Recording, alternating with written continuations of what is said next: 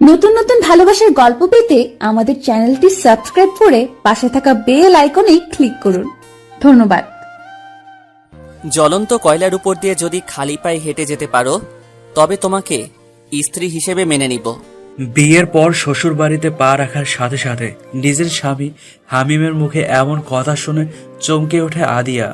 উপস্থিত সবাই অবাক চোখে তাকিয়ে আছে হামিমের দিকে। হামিম, এসব কি বলছিস তুই? আপু, এটা আমাদের স্বামী স্ত্রীর ব্যাপার, তুই এতে নাক না গলালেই ভালো হয়। হামিমের বোন নীলা কিছু বলতে গেলে হামিম হাত উঠিয়ে বাধা দেয় আর আদিয়ার উদ্দেশ্যে বলে ওঠে, তোমাকে কি এখন কথাটা আবার রিপিট করতে হবে নাকি কাজটা করবে? আদিয়া মাথা নিচু করে দাঁড়িয়ে আছে।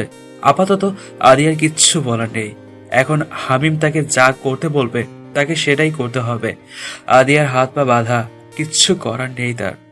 তাই সে আর বেশি কিছু না ভেবে মাথা নেড়ে সম্মতি জানায়। হামিমের ঠোঁটের কোণে তৃপ্তিময় হাসি ফুটে ওঠে। হামিম, তুই এসব পাগলামি বাদ দিবি নাকি আমি চলে যাব এখান থেকে? হামিম তার বোনের কথার কোনো উত্তর না দিয়ে তার গার্ডকে বলে ওঠে, আপুকে তার শ্বশুর বাড়িতে সাবধানে পৌঁছে দিয়ে আসো। আমি গেলে আমার সাথে আদিয়াও যাবে। আমার বউ আমার সাথেই থাকবে আর আমার যা খুশি তাই করব, কারণ আমার সে অধিকার আছে আদিয়ার উপর। তো তুই বেশি কথা না বলে আয় এবার। বাবা মা মারা যাওয়ার পর থেকে তোকে নিজের সন্তানের মতো কোলে পিঠে করে মানুষ করেছি, আর তোকে তো আমি এমন শিক্ষা দেইনি যে একটা মেয়ের উপর এতটা নিষ্ঠুর হবি। হামিম এবার খুব রেগে যায় আর তার গার্ডকে উদ্দেশ্য করে বলল, তোমাকে বলেছি না আপুকে পৌঁছে দিয়ে আসতে, তবে এখনো এখানে দাঁড়িয়ে আছো কেন? গার্ড হামিমের চিৎকারে খুব ভয় পেয়ে যায় আর নীলার কাছে গিয়ে এক প্রকার জোর করে নীলাকে নিয়ে চলে যায়। ততক্ষণে জ্বলন্ত কয়লা দিয়ে ফ্লোর সাজানো হয়ে গেছে। আদিয়া এক কোণে দাঁড়িয়ে হাত কসলাচ্ছে। বেচারি খুব ভয় পেয়ে আছে।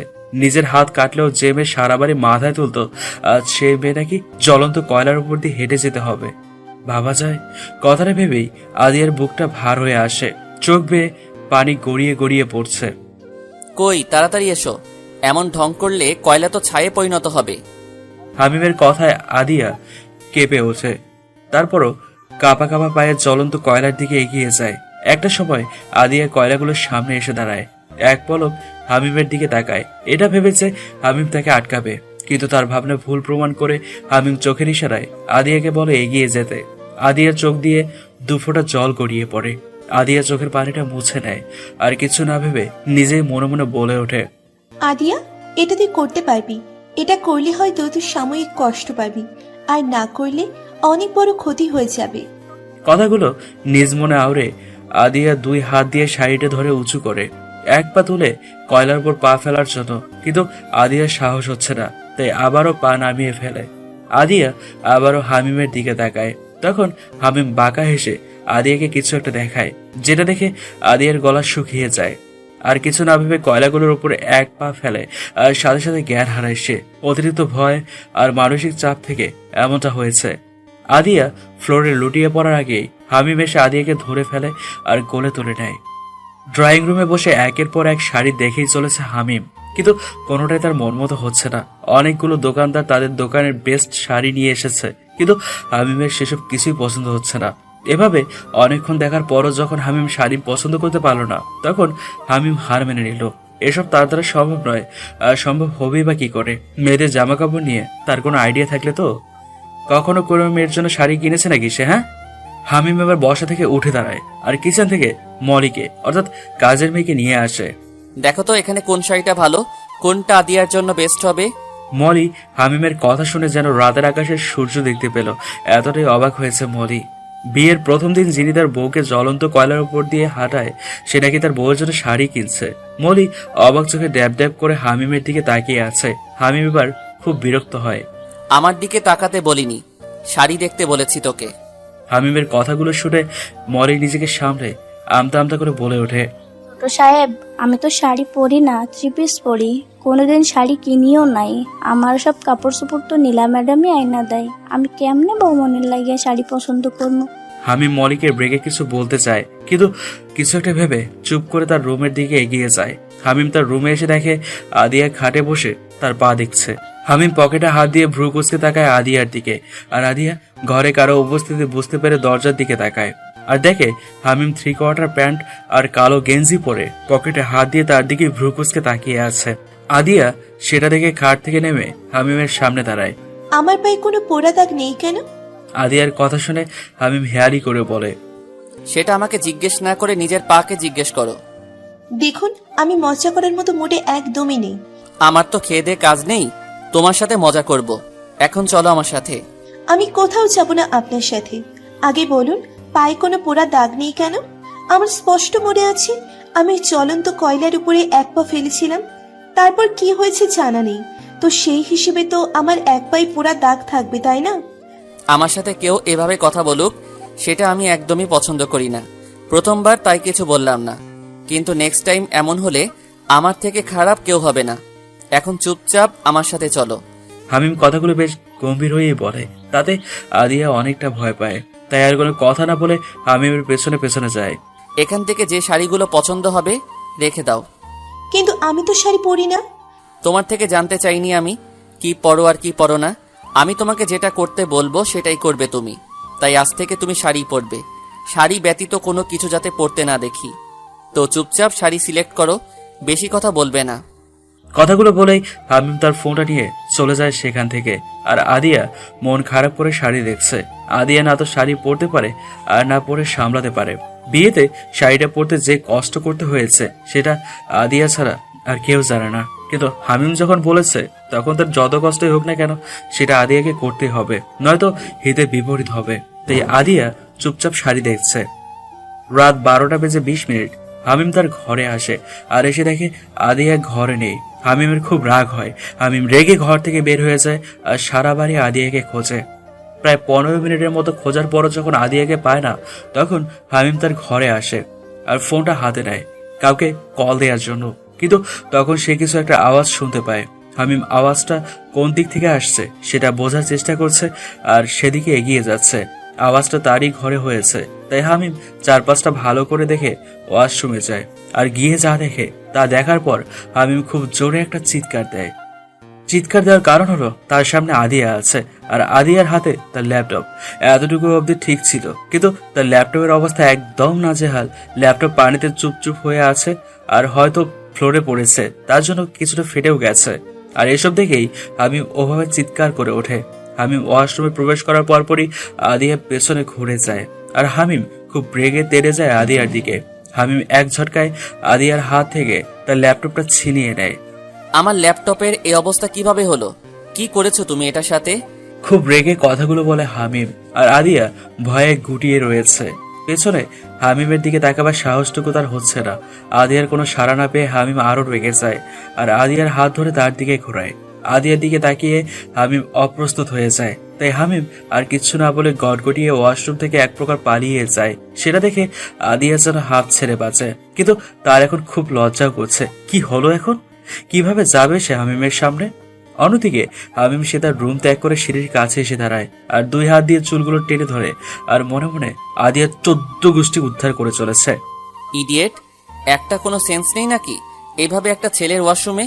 ইস, ভাবতেই গায়ে কাটা দিচ্ছে। দরজা ভালো করে না আটকে ওয়াশরুমে শাড়ি পরছে। অনেকক্ষণ পর আদিয়া শাড়িটা কোনো মতে গায়ে পেঁচাতে পেরেছে। এবার বাইরে যাওয়ার পালা। কিন্তু আদিয়া বাইরে যাওয়ার সাহস পাচ্ছে না। তার খুব লজ্জা করছে, তার সাথে ভয়ও করছে। এখন আমি বাইরে যাব কিভাবে?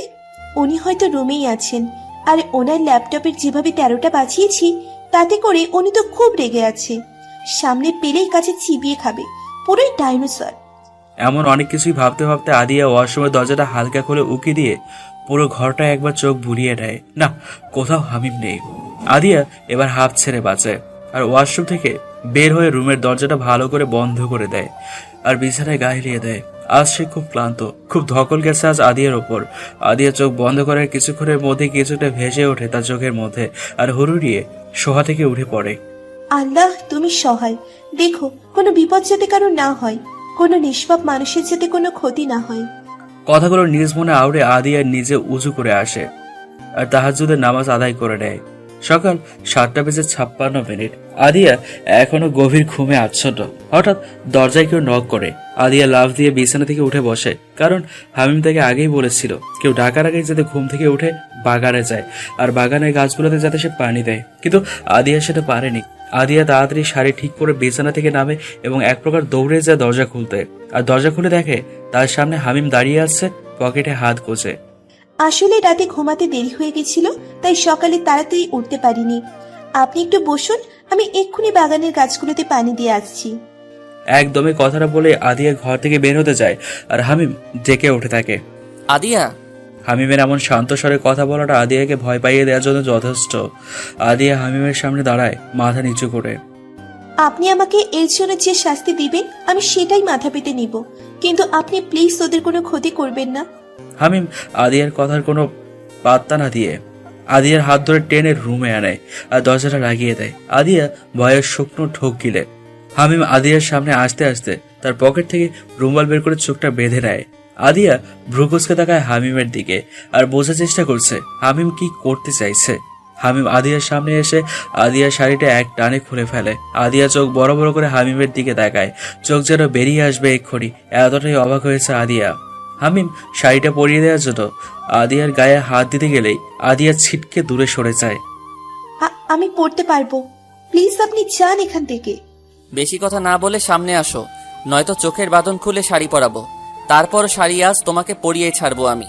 আদিয়া হতভম্ব, কিন্তু আদিয়া বেশি সময় না নিয়ে হামিমের সামনে এসে দাঁড়ায় আর হামিম খুব সুন্দর করে শাড়িটা পরিয়ে দেয়। শাড়ি পরানোর পর হামিম চোখের বাঁধন খুলে আদিয়াকে পা থেকে মাথা অবধি একবার দেখে নেয়। না, সব ঠিকই আছে, ভালোই হয়েছে শাড়ি পরানো। আদিয়া লজ্জায় মাথা নিচু করে আছে। হামিমের কথার প্রতি উত্তরে আদিয়া কিচ্ছু বলল না। এবার বলো, আমার ল্যাপটপের ওই অবস্থা কিভাবে করলে? কি করছিলে ল্যাপটপ নিয়ে ওয়াশরুমে? শাড়ি পরতে। ওয়াও, শাড়ি পরার জন্য তুমি ল্যাপটপের ওই অবস্থা করেছো? খুব ইন্টারেস্টিং তো ব্যাপারটা। হামিম কথাটা বেশ শান্ত হয়ে বলে, কিন্তু পরক্ষণেই খুব রেগে যায়। সত্যি কথা বলো আদিয়া, ল্যাপটপ নিয়ে ওয়াশরুমে কি করছিলে? সত্যিটা না বললে আমি কি করতে পারি সেটা তুমি এতদিনে ভালোই বুঝে গেছো। এবার তাড়াতাড়ি সত্যিটা বলো, কোনো নাটক না করে। আমি শাড়ি পরতে পারি না তো, তাই ভিডিও দেখে শাড়ি পরার জন্য ল্যাপটপটা নিয়েছিলাম, কারণ আমার ফোনটা বাসায় ফেলে এসেছি আর ল্যাপটপটা ভালো করে রেখেই শাড়ি পরছিলাম। কিন্তু হঠাৎ করে কিভাবে যেন হাত লেগে ল্যাপটপটা নিচে পড়ে যায় আর ফ্লোরে পড়ে থাকা পানিতে ভিজে যায়। পাসওয়ার্ড জানলে কিভাবে? আদিয়া এবার খুব অস্বস্তিতে পড়ে যায়। এখন কি বলবে আদিয়া? বলো, পাসওয়ার্ড জানলে কিভাবে? বাগানে পানি দিতে হবে। আদিয়া কথাটা বলে পাশ কাটিয়ে আসতে গেলেই হামিম বলে ওঠে, নিজেকে এতটা চালাক ভেবো না মিসেস আদিয়া। কথায় আছে অতি চালাকের গলায় দড়ি। কথাটা মাথায় রেখে চালাকি করো, আর ভুলে যেও না এখানে আমিও রয়েছি। কথাটা বলেই হামিম ঘর থেকে বেরিয়ে যায়। আর আদিয়া হামিমের কথার মানে খুব ভালো করে বুঝতে পেরেছে, তাই আদিয়া ধপ করে বিছানায় বসে পড়ে আর গভীর ভাবনায় মগ্ন হয়ে যায়।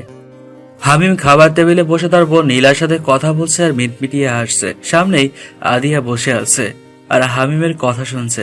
হামিম নীলা আপুর সাথে যেভাবে কথা বলছে সেটা একদমই হাসার মতো নয়। লোকটা পাগল হবে হয়তো, তাই ওইদিকে গম্ভীর হয়ে কথা বলছে আর এদিকে মিটমিটিয়ে হাসছে। বেশ কিছুক্ষণ পর হামিম ফোন রেখে আদিয়ার দিকে ভ্রুকুচকে তাকায়। আপনি আপুর সাথে ওভাবে কথা কেন বললেন? আরে আপু এই বাড়িতে আসবে না তো কই যাবে? এটা যেমন আপনার বাবার বাসা, তেমনি তো ওনারও বাবার বাসা। তোমার থেকে আমি কিছু জানতে চেয়েছি? আদিয়া হামিমের কথা থতমত খেয়ে যায় আর মাথা নেড়ে না বোঝায়। তবে এত কথা কেন বলছো? বেশি কথা না বলে চুপচাপ খাওয়া কমপ্লিট করো। আদিয়া মাথা নেড়ে সম্মতি জানায় আর দুজনেই খাওয়ায় মনোযোগ দেয়। খাওয়া শেষ হওয়ার পর আদিয়া হামিমকে বলে, একটা কথা বলার ছিল। বলো। আমি হসপিটালে যেতে চাইছি। তো যাও, মানা কে করেছে? হামিমের কথা শুনে আদিয়া খুব খুশি হয় আর খুশিতে গদগদ হয়ে বলে ওঠে, সত্যি যাব? হ্যাঁ যাবে, তবে বাড়ির গাড়িতে যাবে, আবার বাড়ির গাড়িতে করে বাসায় ফিরবে। বাড়ি টু হসপিটাল, আর কোথাও যাবে না আমার অনুমতি ছাড়া। ঠিক আছে, আমি রাজি। আর আপনাকে অসংখ্য ধন্যবাদ। আমাকে ধন্যবাদ দেওয়ার কি হলো? ডাক্তার তুমি, আর ডাক্তারের কাজই হলো মানুষের সেবা করা। এখন আমি তো তোমার কাজের আর মানুষের সেবা করার পথে বাধা হয়ে দাঁড়াতে পারি না। বাধা হয়ে না দাঁড়ানোর জন্যই ধন্যবাদ আপনাকে। কথাটা বলে আদিয়া ছুটে তার রুমে চলে যায় রেডি হতে। হসপিটালে যাবে আজ, সেটা ভেবে খুব খুশি আদিয়া। আর হামিমের মুখে বাঁকা হাসি। আমি আমার রুমে গিয়ে ফ্রেশ হয়ে একটা বোরখা আর হিজাব পরে তৈরি হয়ে নিই, কারণ ওনার কড়া নির্দেশ কোথাও বাহিরে গেলে হিজাব আর বোরখা পরে যেতে হবে। তৈরি হয়ে নিচে নামতে দেখি হামিম নেই এখানে। সেটা দেখে আমি যেন হাঁপ ছেড়ে বাঁচলাম। যাক বাবা, ডাইনোসরটা এখানে নেই, থাকলে আবার কি না কি করতো আল্লাহই জানে। কথাটা বলেই আমি ধাপ ধুপ পা ফেলে তাড়াতাড়ি বাড়ি থেকে বেরিয়ে আসি। আর বাইরে গাড়ির সামনে এসেই আমার চোখ কপালে, কারণ আমি যে গাড়িতে করে যাব সেই গাড়িতে হামিমও বসে আছে। আমি থেমে যাই, সেটা দেখে হামিম মুচকি হাসে। থেমে গেলে কেন? তাড়াতাড়ি আসো, লেট হয়ে যাচ্ছে। মানে আপনি কোথায় যাচ্ছেন? কেন, হসপিটালে? আমি যে ভয়টা পেয়েছিলাম সেটাই হয়েছে। এই লোকটা অতি চালাক, এর সাথে এমনি এমনি পারা যাবে না। তাই আমি দীর্ঘশ্বাস ফেলে গাড়িতে উঠে বসি। গাড়ি চলছে তার আপন গতিতে, আর আমি একটু পর পর বাইরের দিকে তাকাচ্ছি। আর হামিম নিজ ফোনে ফোন টিপছে। চাচা, গাড়িটা ওই শপিং মলের সামনে থামান তো। আদিয়ার কথা শুনে হামিম ফোনের থেকে দৃষ্টি সরিয়ে আদিয়ার দিকে তাকায়। কেন গাড়ি থামাতে বলছো? আমার একটা ফোন দরকার তো, সেটাই কেনার জন্য গাড়ি থামাতে বলছি। গাড়ি থামানোর দরকার নেই চাচা, আপনি হসপিটালেই যান। হামিম কথাটা বলেই আবার ফোন টিপায় ব্যস্ত হয়ে পড়ে। আর আমি রাগে ফুঁসছি। লোকটাকে কতগুলো কড়া কথা শুনিয়ে দেওয়ার ইচ্ছে হচ্ছে। আপনি কিন্তু বেশি বেশি করছেন এবার। আমার কোনো কথা উনি পাত্তা না দিয়ে চুপচাপ ফোন টিপছে। আজ বাড়িতেও তো মনে হয় নিয়ে যাবে না এই ডাইনোসরটা। বাড়িতে গেলেও কিছু একটা করা যেত। বেশ কিছুক্ষণ পর দুজনেই হসপিটালে এসে পৌঁছই। আমি গাড়ি থেকে বেরিয়ে আসার সময় আর চোখে একবার ওনার দিকে তাকাই। এ কি, উনিও নামছে কেন? আপনি নামছেন কেন? আপনার তো... এক কথা কতবার বলবো তোমাকে? তখন বলিনি হসপিটালে আসবো? চুপচাপ ভিতরে আসো, নয়তো কি হবে তুমি ভালো করেই জানো। কথাগুলো বলে হামিম ভিতরে চলে যায়। আর আমিও অসহায় মুখ করে ওনার পিছন পিছন যাই। হসপিটালে ঢোকার পরপরই উনি একটা ভয়ানক কাজ করে বসে। আমি চোখ বড় বড় করে ওনার দিকে তাকাই। আর উনি ডোন্ট কেয়ার ভাব নিয়ে আমার কাঁধে এক হাত দিয়ে জড়িয়ে ধরে আছে, আর এক হাত দিয়ে পকেটে দিয়ে হেঁটে চলেছে। আমি হাত সরাতে চাইলে উনি আরো জোরে চেপে ধরে। আর আশেপাশের বাকি সবাই অবাক চোখে দেখছে আমাদের। আর যারা পরিচিত তারা সবাই আমাদের দুজনকে শুভেচ্ছা জানাচ্ছে আমাদের নতুন জীবনের জন্য। আমার চেম্বারে ঢোকার পরপরই উনি আমার কাঁধ থেকে হাতটা সরিয়ে আমার চেয়ারে বসে পড়ে। আর আমি বোকার মতো ওনার দিকে ফেলিয়ে তাকিয়ে আছি। এটা কি হলো? আপনি হসপিটালে ঢোকার পর আমার কাঁধে হাত কেন দিয়েছেন? আর এখন আমার চেয়ারেই বা কেন বসেছেন? উঠুন বলছি। আমার যা মন চাইবে আমি সেটাই করব, আর তার কৈফিয়ত কাউকে দেই না আমি। ব্যাস, ওনার এই একটা কথায় আমার সব উত্তর পাওয়া হয়ে গেছে। কোন দুঃখে যে সেদিন ওনার মতো গাউরার সাথে আমার দেখা হলো, পুরোই তার ছিঁড়া মার্কার জামাই পড়ছে আমার কপালে। উনি বসে থেকে কাউকে কল দেন, আর একটু পর চেম্বারের ড্রাইভার চেঁচা এসে ওনার হাতে একটা ব্যাগ ধরিয়ে দিয়ে চলে যায়। এই যে মিসেস বউ, এবার যান। আমি ভ্রু কুঁচকে তাকাই ওনার দিকে। কই যাব আমি সেটা জানার জন্য। বাইরে যান। বাইরে যাব মানে কি? আমার পেশেন্টগুলো কি তবে আপনি দেখবেন? অবশ্যই না, তোমার পেশেন্ট তুমি দেখবে, কিন্তু আমার প্যান্টটা নিশ্চয়ই তুমি পরবা না, আমি পরবো। তো বাইরে যাও, আমি চেঞ্জ করব। ওনার কথা শুনে আমি ওনার পায়ের দিকে তাকাই। আর তখনই একটা চিৎকার করতে যাব, উনি বসে থেকে ওনার ঠোঁটে এক আঙুল চেপে ধরে বোঝাই চুপ থাকতে। শ্শ্, একদম চিৎকার করবা না। এমন করছো যেন আমাকে 3/4 প্যান্টে কখনো চোখেই দেখোনি। মানে কি? আপনি এভাবেই তখন সবার সামনে দিয়ে এসেছেন? আল্লাহ, আমার মান সম্মান সব চশমা হইয়া গেছে। এই লোকটার জন্য আমার এত দিনের অর্জন করা সব মান সম্মান গেল গো। একদম চুপ করো, নয়তো থাপ্পড় দিয়ে দাঁত ফেলে দিব। আর আমি 1 থেকে 3 গুনবো, এর মধ্যে তুমি বাইরে যাবে, তারপর আমি ডাকলে ভিতরে আসবে, নয়তো... উনি কথাটা বলার পরপরই আমি বাইরে চলে আসি, কারণ আমি জানি উনি এরপর কি বলবে। বচ্চাত ব্যাটা একটা। আর হামিম ভিতরে নিজেকে নিজেই গালি দিচ্ছে। হামিম, তোর লজ্জা শরম কি কিছুই নাই নাকি রে? এভাবে কেমনে পারলি 3/4 প্যান্ট পরে এতগুলো মানুষের সামনে দিয়ে আসতে? তোর কি দরকার ছিল না মনে করে প্যান্টটা চেঞ্জ করে আসার জন্য? তোর কপাল ভালো, চাচা তোকে একটা নতুন প্যান্ট কিনে দিয়ে গেছে, নয়তো চাচা না আসলে তোকে এভাবেই থাকতে হতো। ইস, ভাবতে শরম করতেছে, কেমনে এতগুলো মানুষের সামনে দিয়ে আসলাম আমি। আমার চেম্বারে বসে আমি পেশেন্ট দেখছি, আর উনি পাশেই একটা চেয়ার নিয়ে বসে আছে। বিরক্তিকর লোকটা, শান্তিতে পেশেন্টও দেখতে দিবি না আমাকে। এমন বন্দি জীবন কার ভালো লাগে? আমার একদমই ভালো লাগছে না এমন জীবন। শুধু কাজের জিনিসটা হাতে পাই, তারপর জানতো বোঝাবো তোমাকে। এখন এভাবেই সবটা মুখ বুজে মেনে নিতে হবে। অন্যদিকে হামিম আদিয়ার আড়ালে মুস্কি মুস্কি হাসছে আর মনে মনে বলছে, তোমাকে আমি এত সহজে ছাড়ছি না বউ, আর না সহজে তোমাকে তোমার কাঙ্ক্ষিত জিনিসটি দিব। রাতের আধার কেটে গিয়ে সকালের আলো ফুটবে ঠিকই, কিন্তু তুমি আমার থেকে ছাড়া পাবে না। এসব ভাবনার মাঝেই হামিমের ফোনটা বেজে ওঠে আর হামিম ফোনটা রিসিভ করে। আদিয়া হামিমের দিকে তাকায়, কিন্তু আদিয়া কিছু বুঝে ওঠার আগেই হামিম বসা থেকে উঠে দাঁড়ায় খুব উত্তেজিত হয়ে। আমি আমার গার্ডকে পাঠিয়ে দিচ্ছি, তুমি তার সাথে বাড়িতে চলে এসো। খবরদার চালাকি করার চেষ্টা করবা না। তুমি যাই করো না কেন সবটা আমার কানে আসবেই। তো যাই করো ভেবে চিন্তে করো। আমি আসছি, আমার একটা কাজ আছে। কথাগুলো বলে আমাকে আর কিছু বলতে না দিয়ে বেরিয়ে যায়। কিছুই বুঝতে পারলাম না কি হলো। উনি এভাবে বেরিয়ে গেলেন, কি কাজ থাকতে পারে? আমি এসব নিয়ে আর বেশি না ভেবে আমার চেম্বার থেকে বেরিয়ে রিসেপশনে আসি, আর সেখান থেকে একটা নাম্বারে ডায়াল করি। প্রথমবারই কলটা রিসিভ হয়। আসসালামু আলাইকুম স্যার। স্যার, আমি এখনো অবধি কিছুই করতে পারিনি। আমাকে কিছু করার সুযোগই দেয়নি। সারাক্ষণ আমার সাথেই থাকে, চোখে চোখে রাখে আমাকে। আমার এমন বন্দি জীবন একদমই ভালো লাগছে না। জি স্যার, আমি জানি, সবটাই বুঝতে পারছি। আমি আমার সর্বস্ব দিয়ে চেষ্টা করব। ওকে স্যার, রাখি এখন। আমি কিছু জানতে পারলে আপনাকে অবশ্যই জানাবো। আল্লাহ হাফিজ। সারাদিন হসপিটালে কাটিয়ে সন্ধ্যায় বাড়িতে ফিরি। গাড়ি থেকে নামার পরই আমার পিছন পিছন দুইজন গার্ডও আসে। ভাল লাগে না এমন ভিআইপি মার্কা জীবন। সাধারণ মানুষের মতো জীবন কাটানোতেই আনন্দ। ক্লান্ত পায়ে বাড়িতে ঢোকে, আর বাড়ির ভিতরে ঢোকার আগে কেউ আমার চোখ বেঁধে দিয়ে মুখও বেঁধে দেয়। আমি ছোটার চেষ্টা করলেও পারি না। লোকটা আমার হাত মুখ পা বেঁধেই আমাকে কোলে তুলে নেয়। বেশ অনেকক্ষণ পর আমার চোখে মুখে আর হাতের বাঁধন খুলে দেওয়া হয়। আমি দুই হাত দিয়ে চোখ কুঁচড়ে আশেপাশে তাকিয়ে বোঝার চেষ্টা করছি আমি কোথায়, আর কে আমাকে এখানে আনলো। কিন্তু আমি কিছুই দেখতে পাচ্ছি না। আমি কি অন্ধ হয়ে গেছি, নাকি জায়গাটাই এমন অন্ধকার? আমার মনে এক অজানা ভয়ের জন্ম নেয়। যারা আমাকে এখানে এনেছে তারা কি আমাকে মেরে ফেলার জন্য এখানে তুলে এনেছে? আমি মৃত্যুকে ভয় পাই না, কিন্তু আমি মরে গেলে সেসব মানুষের কি হবে যারা আমার মুখ চেয়ে এখনো বেঁচে আছে ন্যায় পাওয়ার জন্য? না, আমাকে এখান থেকে বের হতে হবে। তাই অন্ধকারে হাতড়িয়ে দরজা খুঁজে চলেছি। এভাবে বেশ কিছুক্ষণ খোঁজার পর আমার হাতের সংস্পর্শে কেউ আসে। আমি ঘাবড়ে যাই, কিন্তু নিজেকে যতটা সম্ভব ঠিক রাখার চেষ্টা করছি। কে আপনি? কথা কেন বলছেন না? উত্তর দিন না, কে আপনি? আর আমাকে এভাবে তুলে এনেছেন কেন?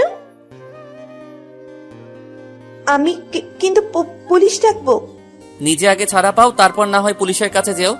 কণ্ঠটা আমার বেশ পরিচিত, তাই বুঝতে সমস্যা হলো না এটা কে। হামিম, আপনি আপনি আমাকে এভাবে বেঁধে নিয়ে এসেছেন কেন? চাইছেনটা কি আপনি? আমার যেটা করতে মন চায় আমি তাই করি, তার কৈফিয়ত আমি কাউকে দিতে বাধ্য নই। কথাটা বলেই উনি ঘরটার লাইট জ্বালিয়ে চলে যায়, আর আমি ঘরটা দিকে অবাক হয়ে যাই। এটা তো সেই বাড়ি না যেখানে আমরা সকালেও ছিলাম। এটা অন্য একটা বাড়ি। এই বাড়িতে উনি আমাকে এভাবে নিয়ে এলেন কেন? আমার মাথাতে কিছুই ঢুকছে না। এই লোকটা পুরোই রহস্যময়। এই লোকের সাথে আমার বিয়েটা না হলেও পারত।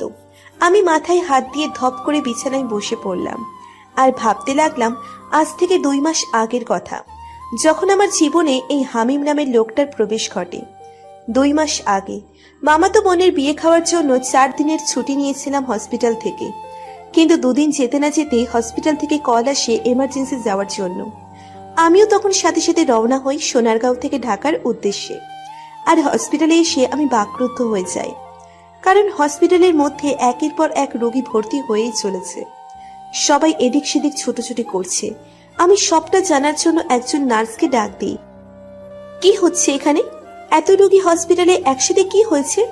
ম্যাম, এরা সবাই তো আহমেদ কোম্পানির শ্রমিক। হঠাৎ করে 100% শ্রমিক থেকে 73% শ্রমিক এমন অসুস্থ হয়ে পড়েছেন। নার্স কথাটা বলে স্থান ত্যাগ করে। আমি আর কিছু না ভেবে ডাক্তার তনয়ের কেবিনে আসি। অন্যের কেবিনে ঢোকার সময় আমি কারোর সাথে ধাক্কা খাই, আর আমি যাতে পড়ে না যাই তাতে কিছু একটা আঁকড়ে ধরার চেষ্টা করি, কারণ এই ভরা হসপিটালে পড়ে গেলে মান সম্মান বলতে আর কিছু থাকবে না। সামনের ব্যক্তিটি তার হাত বাড়িয়ে দিচ্ছে আমাকে ধরার জন্য, কিন্তু যখন আমি তার হাত ধরতে যাব তখন সে আমার দিক থেকে হাত সরিয়ে তার ফোনটা হাওয়া থেকে হাতে নেয় আর আমি নিচে পড়ে যাই। নিচে পড়ে ভালোই ব্যথা পেয়েছি। আমি আশেপাশে একবার ভালো করে তাকিয়ে দেখি সবাই আমার দিকে ড্যাব ড্যাব করে তাকিয়ে আছে। তাই বিলম্ব না করে তাড়াতাড়ি উঠে দাঁড়াই আর সামনের ব্যক্তিটিকে কড়া কথা শোনানোর জন্য তাকাতেই দেখি সে হাওয়া। রাগে গা চলে যাচ্ছে আমার। বেটা পশ্চাৎ, একটা মেয়েকে ধাক্কা দিয়ে ফেলে দিয়ে তাকে না ধরে ফোন ধরা, আবার সরিটাও না বলে ভাব দিয়ে চলে যাওয়া, তাই না? আর একবার দেখা পাই কেডিয়ে একদম হালুয়া বানিয়ে ফেলবো। কিন্তু ব্যাটার ক্ষমাটাই তো দেখলাম না। পরের বার দেখা হলে চিনবো কেমনে? আদিয়া, আর ইউ ওকে? সামনে তাকিয়ে দেখি তনয় স্যার। আমার এবার হাত পা ছড়িয়ে ছিটিয়ে কাঁদতে ইচ্ছে করছে। এভাবে সিনিয়রের সামনে লাউয়ের মতো পড়ে গেলাম, ধুর, ভাল লাগে না। জি স্যার, আমি ঠিক আছি। স্যার, ওই লোকটাকে? আরে ওটা তো হামিম চৌধুরী। হামিম চৌধুরী? কেন? না, এমনি জিজ্ঞেস করছিলাম। আর স্যার, কি হয়েছে ওদের?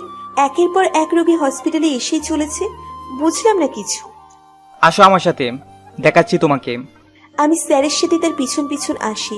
স্যার আমাকে নিয়ে একটা কেবিনে ঢুকে সেখানে অনেক রোগী রয়েছে, আর যারা সবাই ওই আহমেদ কোম্পানির শ্রমিক। স্যার, ওদের তো অবস্থা খুবই খারাপ। কেউ বমি করছে, কারো বুকে ব্যথা। এসব কি হচ্ছে স্যার? ওদের প্রত্যেকের শরীরে অতিরিক্ত মাত্রায় কার্বন মনোক্সাইড গ্যাস পাওয়া গেছে। Carbon monoxide gas? এই গ্যাসে তো মানুষ সহ সকল মেরুদণ্ডী ও অমেরুদণ্ডী হিমোগ্লোবিক প্রাণীর জন্য বিষাক্ত। হ্যাঁ, তুমি একদম ঠিক বলেছ। কিন্তু স্যার, এত গ্যাস আসলো কোথা থেকে আহমেদ কোম্পানিতে? সেটার জন্যই হামিম চৌধুরী ও তার টিম এখানে এসেছিল, তার তদন্ত করার জন্য। মানে ওরা কি পুলিশ? না, গোয়েন্দা ওনারা। এখন কাজ শুরু করে দেওয়া দিয়া, সবটা তো বুঝতেই পারছো। জি স্যার, অবশ্যই। তারপর আমি রোগীদের নিয়ে ব্যস্ত হয়ে পড়ি। এভাবে 4 দিন কেটে যায়। 4 দিন পর রাত 3টেই আমার বাড়ির কলিং বেল বেজে ওঠে। সবাই ঘুমে আচ্ছন্ন তখন, কিন্তু বারবার কলিং বেল বাজার কারণে বিরক্ত নিয়ে ঘুম থেকে উঠি। আর ড্রয়িং রুমে এসে দেখি বাবা আগেই চলে এসেছে দরজা খুলতে। দরজা খোলার পর কয়েকজন হুড়মুড়িয়ে আমার বাড়িতে প্রবেশ করে।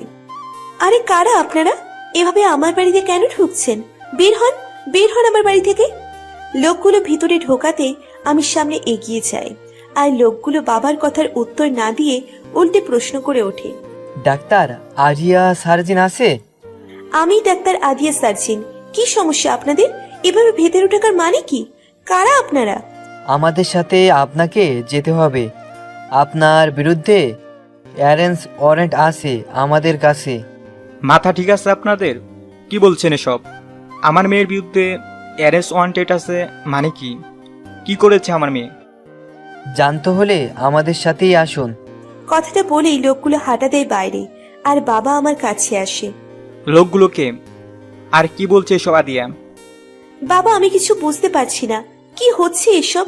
আমি তো ওদের আজই প্রথম দেখলাম। বাবা আর কিছু না বলে আমার বড় ভাই আনাসকে নিয়ে ওদের পিছন পিছন যায়। সাথে আমিও আসি ওদের সাথে। লোকগুলো আমাদের নিয়ে একটা বাড়িতে আসে। আমরা সবাই অবাক হই, খুব সাথে ভয়ও পাই। লোকগুলো আমাদের নিয়ে একটা ঘরে আসে, আর এসে দেখি একজন বৃদ্ধ মহিলা অসুস্থ। তার পাশেই একটা ছেলে মহিলার হাত ধরে কি যেন বলছে। স্যার, ডাক্তার নিয়ে এসেছি। ছেলেটা এবার মুখ তুলে তাকায় আমার দিকে।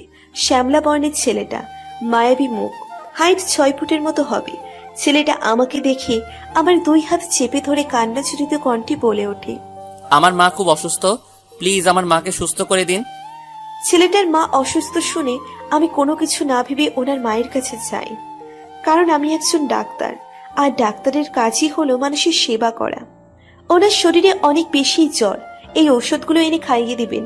ততক্ষণে ওনার মাথায় একটু পানি দিন, তবে ওনার মাথাটা ভালো লাগবে আর জ্বরটাও কমবে। ছেলেটা একজনের হাতে কাগজটা ধরিয়ে দিয়ে বলল ঔষধ আনতে। সে চলে যাচ্ছিল, তখন আমি তাকে আটকে প্রশ্ন করে বসি, আমাকে তো অ্যারেস্ট করা হয়েছে, তবে এই বাড়িতে নিয়ে আসার কারণ কি? ওনার মাকে দেখা? ছেলেটা ওই লোকটাকে চলে যেতে বলল, আর আমাকে উদ্দেশ্য করে বলল, মিস, আসলে কোনো ডাক্তার পাচ্ছিলাম না এত রাতে। ডাক্তার তনয়কে ফোন করলে জানায় তিনি হসপিটালে ইমার্জেন্সি রোগী দেখছে, আর উনি আপনার নাম জানায়, তাই আপনাকে নিয়ে আসতে ওদের পাঠাই। আর একটা মেয়েকে নিশ্চয়ই কোনো বাবা মা এত রাতে পেশেন্ট দেখার জন্য আসতে দিবে না, তাই এই পদ্ধতি। ওনার কথা শুনে বাবা আর ভাইয়া হেসে ফেলল। কি টেকনিক রে ভাই। আমি বাবা আর ভাইয়ার থেকে চোখ সরিয়ে ওনাকে বলি, তবে আমরা কি এখন আসতে পারি? না প্লিজ যাবেন না আপনি, মা অসুস্থ, আমি ছেলে মানুষ তেমন কিছু বুঝিও না, আর রাতে কোনো দরকার পড়লে আবার ডাক্তার পাবো কোথায়? তো দয়া করে আপনি কয়েকটা ঘন্টা এখানে থেকে যান, সকাল হলেই আমার লোক আপনাকে বাড়িতে পৌঁছে দিবে।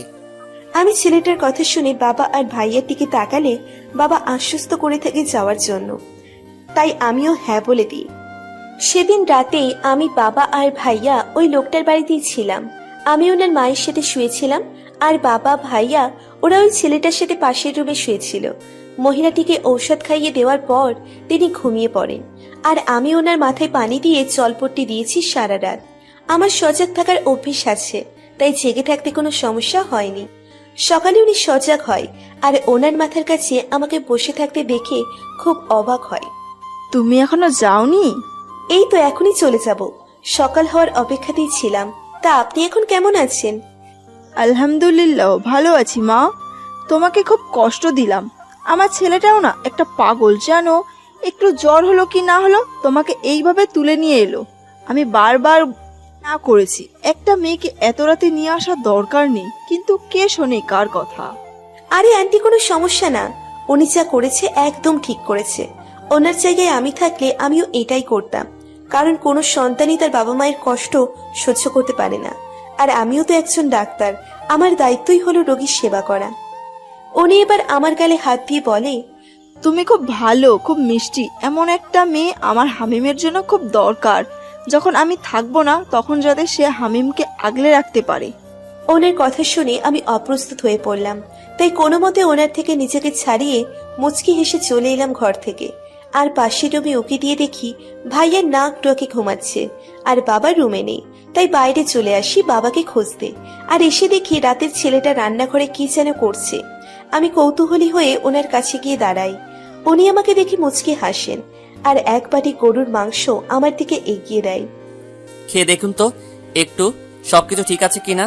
আসলে মায়ের জন্য পাক করেছি, তাই জিজ্ঞেস করলাম। আমি তো এখনো অব্দি ফ্রেশই হলাম না, আর উনি বলছে গরুর মাংস খেতে।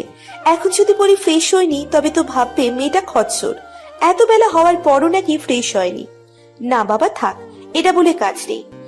না মানে আমি গরুর মাংস খাই না, অ্যালার্জি আছে।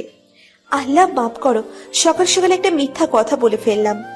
ও ঠিক আছে, সমস্যা নাই। আপনাদের বাড়িতে আর কেউ থাকে না? থাকে তো, আমি, মা আর কিছু সার্ভেন্ট। সার্ভেন্ট থাকতে আপনি রান্না করছেন? আসলে মা ওদের হাতে রান্না পছন্দ করেন না, তাই আমাকেই করতে হয় মায়ের জন্য রান্না। ও, এরপর বেশ কিছুক্ষণ দুজনেই নিরাপত্তা পালন করি। তারপর হঠাৎ করে ওনার মায়ের সেই কথাটা কানে বাজে। এমন একটা মেয়ে আমার হামিমের জন্য খুবই দরকার। মানে উনি কি সে, যেদিন আমাকে ধাক্কা দিয়ে সবার সামনে ফেলে দিয়েছিল? তনয় স্যারও তো সেই লোকটার নাম হামিমই বলেছিল।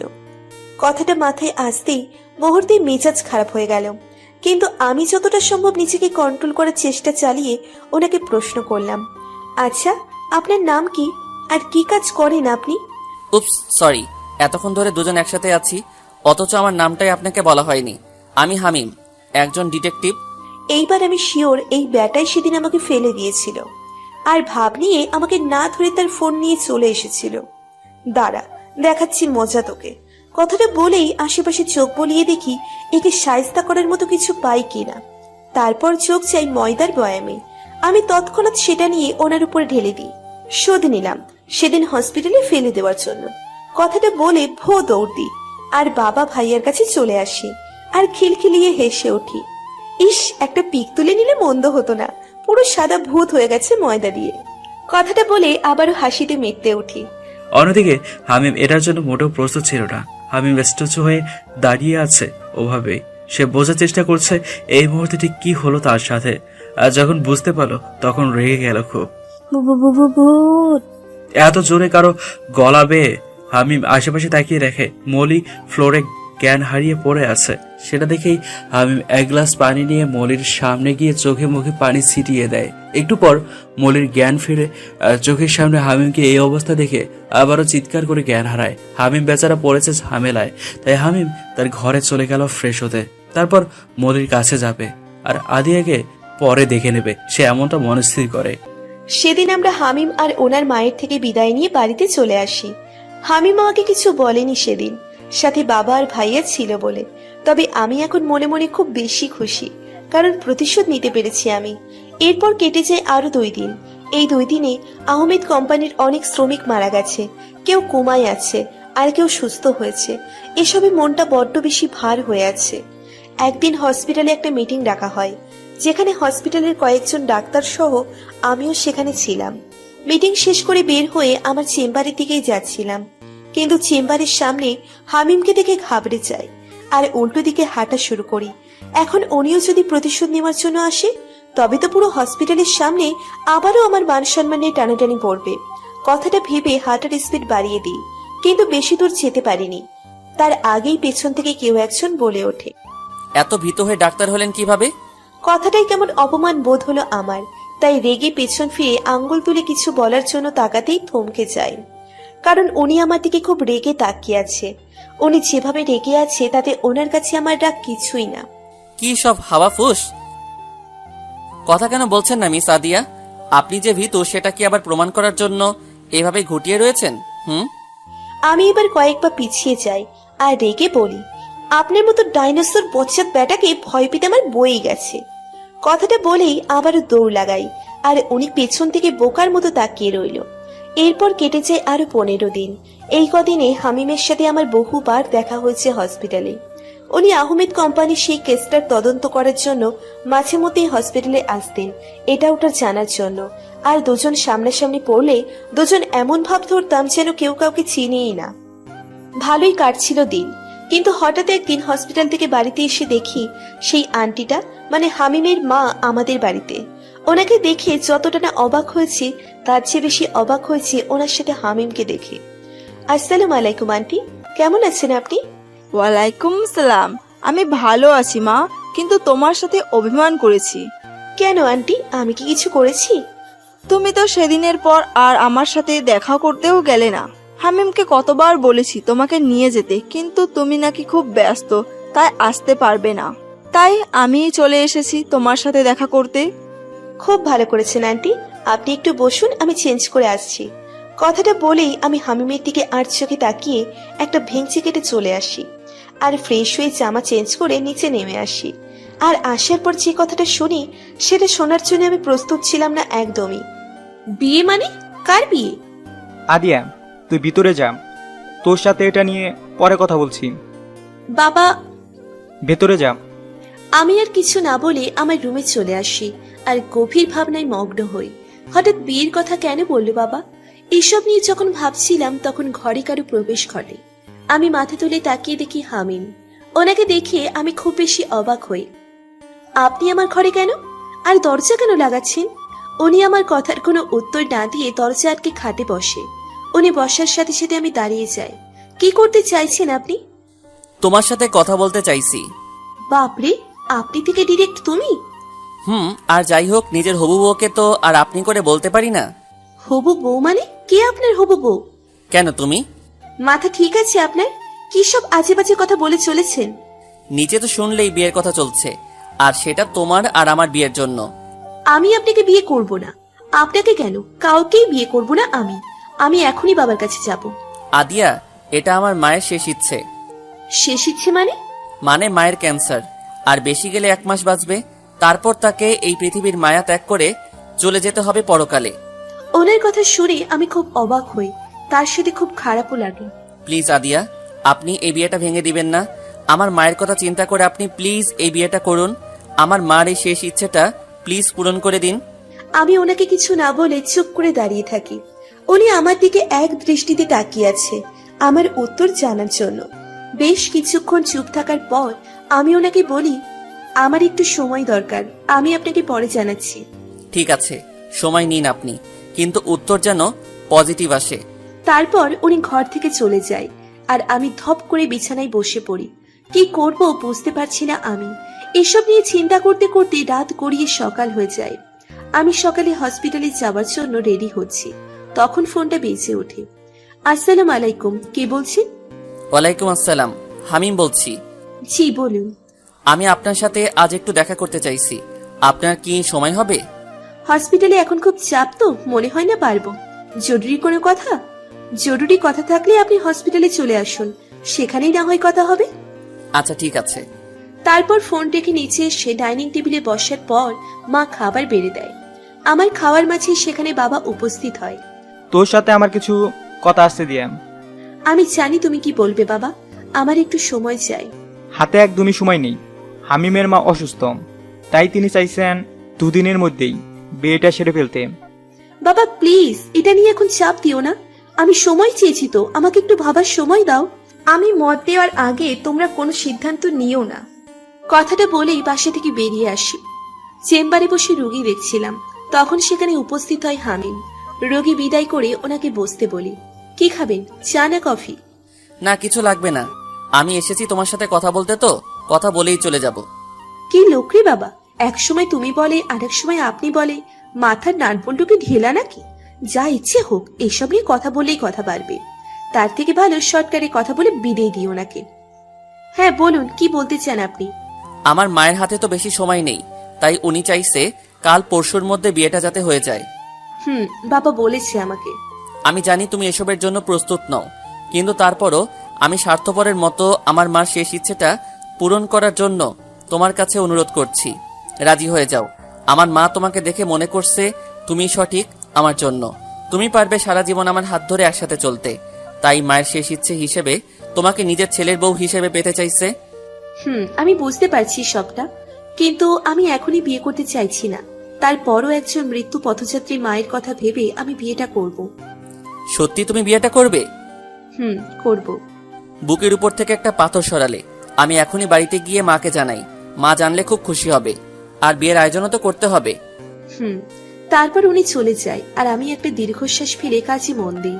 আমাদের বিয়ে ঠিক করা হয় 1 সপ্তাহ পরে, কারণ আমার বাবা বলেছে একমাত্র মেয়ের বিয়ে তিনি ধুমধাম করে পালন করবে, তাই এই সময়টুকু নেওয়া, এর মাঝে সবকিছু ঠিকই চলছিল। কিন্তু একদিন হঠাৎ করে ওনার মা খুব অসুস্থ হয়ে পড়েন, আর ওনাকে হসপিটালে নিয়ে যাওয়ার পর ডাক্তার জানায় ওনার হাতে আর বেশি সময় নেই, যে কোনো সময় যা খুশি হতে পারে। আর তখন হামিমের মা আমার বাবাকে ডেকে পাঠায় ওনার কেবিনে। ভাই সাহেব, আমার সময় তো শেষ, কিন্তু শেষ সময়টুকু আমার ছেলেটার পাশে আপনার মেয়েকে দেখতে চাই পুত্রবধূ হিসাবে।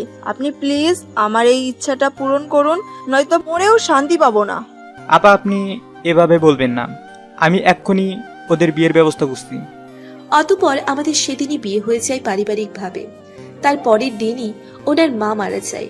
উনি খুব ভেঙে পড়েন, আমাকে জড়িয়ে ধরে সেদিন হাউ মাউ করে কেঁদেছিলেন। কিন্তু সেখানে কোথাও তখন নীলা আপুর ছায়াও দেখিনি। ওনার মৃত্যুর খবর শুনেও আসেননি আপু। এতে আমি খুব অবাক হই, কিন্তু পরে জানতে পারি আপু দেশের বাহিরে ছিলেন, তাই আসতে পারেননি। এভাবে কেটে যায় আরো কয়েকদিন। আমাদের বিয়ের 17 দিন চলছে এখন।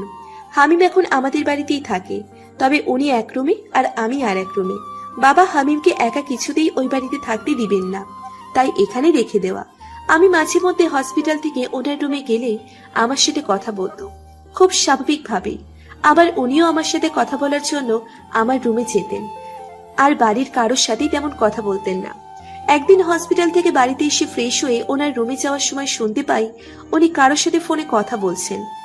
কেসটা অ্যাক্সিডেন্ট কেস হিসেবে চালিয়ে দাও, আর আহমেদ কোম্পানি যে সকল শ্রমিক মারা গেছে, কোমায় আছে, তাদের পরিবারের সাথে কথা বলো যে তাদের প্রত্যেককে 2 লক্ষ টাকা করে দেয়া হবে ক্ষতিপূরণ হিসেবে। আমি যেটা বলেছি সেটাই হবে, আর যা প্রমাণ আছে সব নষ্ট করে দাও। কথাগুলো শুনে আমার দুনিয়া থমকে যায়। এতগুলো মানুষের মৃত্যু উনি টাকা দিয়ে সব ঠিক করতে চাইছে? কত টাকা ঘুষ দিয়েছে আহমেদ কোম্পানির মালিক আপনাকে? ঘরে ঢুকতে ঢুকতে কথাটা বলি আমি, আর উনি অবাক চোখে আমার দিকে তাকায়। কি বলছো এসব? ঘুষ দিয়েছে মানে? এইমাত্র তো বললেন সেদিনের আহমেদ কোম্পানিতে ঘটা সেই ঘটনাকে অ্যাক্সিডেন্ট কেস হিসেবে চালিয়ে দিতে, আর সব প্রমাণ নষ্ট করে দিতে। আমার কথা? চুপ, একদম চুপ। আমি আপনার সাথে কোনো কথাই বলতে চাই না। আপনি খুব খারাপ একটা মানুষ, চলে যান এখান থেকে। আমি আপনার মুখ দ্বিতীয়বারও দেখতে চাই না। আমি আপনার নামে পুলিশ কেস করব, আর সেই সব শ্রমিকদের ন্যায় পাইয়ে ছাড়বো। আমি গেলে আমার সাথে তুমিও যাবে এই বাড়ি থেকে, কারণ তুমি আমার স্ত্রী। মানি না আমি এই বিয়ে, আর না মানি স্বামী হিসেবে আপনাকে। আর আমি আপনার সাথে কোথাও যাব না, চলে যান এখান থেকে। বেশি বাড়াবাড়ি করছো কিন্তু তুমি। আমার রাগ উঠিও না, চুপচাপ আমার সাথে চলো। আমার হাত ধরতে গেলে আমি পিছনে সরে দাঁড়াই আর রেগে চিৎকার করে বলি, আপনার মতো স্বার্থপর মানুষের সাথে আমি কোথাও যাব না। বেরিয়ে যান এই বাড়ি থেকে, নয়তো আমি পুলিশ ডাকবো। তুমি কিন্তু চলে যান এখান থেকে। বেশ, চলে যাব, তবে মনে রেখো আমার দরজায় তোমার আসতেই হবে। তারপর উনি আমাকে আর কিছু না বলে বেরিয়ে যান ঘর থেকে, আর আমি কান্নায় ভেঙে পড়ি। ভাবতেও অবাক লাগছে, আমার স্বামী একজন অসৎ ব্যক্তি, এতগুলো মানুষের মৃত্যুর ক্ষতিপূরণ দিয়ে কেসটা ধামাচাপা দিতে চাইছে। না, আমি এটা হতে দিব না। আমি ওদের ন্যায় পাইয়েই ছাড়বো। এমন মনস্থির করে আমি পুলিশের কাছে যাই, কিন্তু তারা পরিষ্কার করে জানিয়ে দেয় তারা এই কাজটা নিবে না। এসব নিয়ে কয়েকদিন খুব চেষ্টা করি, কিন্তু কোনো লাভ হয় না। তনয় স্যারকেও আমি আগেই সবটা জানিয়েছিলাম, উনি সবটা জানে। উনিও কম চেষ্টা করেনি, কিন্তু ফল শূন্য।